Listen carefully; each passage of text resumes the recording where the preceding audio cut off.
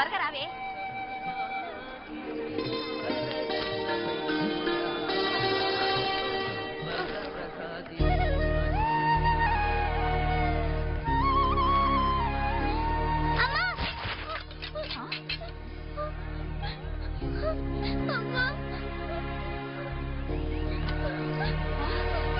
ఏమే ఒళ్ళు కొవ్వెక్కిందా?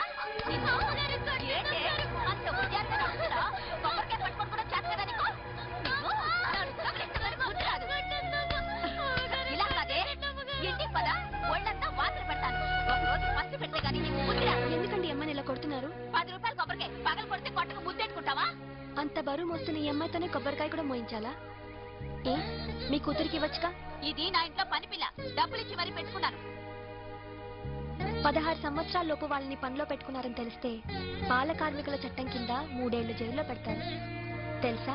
ఏంటి పెద్ద సంఘ సంస్కృతిలో మాట్లాడుతున్నావు? నా దగ్గర డబ్బు ఉంది, నేను పెట్టుకున్నాను. మీతో మాట్లాడనవసరం.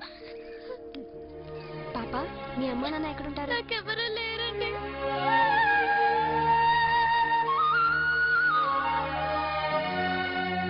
నేను చదివిస్తాను. పుస్తకాలు, బట్టలు అన్నీ కొని పెడతాను. నాతో వచ్చి చదువుకుంటావా? చదువుకుంటానండి. రామ్మ. నా పని మీద తీసుకెళ్ళాలి, నువ్వే మనిషిని. గుడికొచ్చేది ప్రశాంతత కోసం, మనశ్శాంతి కోసం. ముందు ఆ విషయం తెలుసుకోండి. రామ్మ, వెళ్దాం.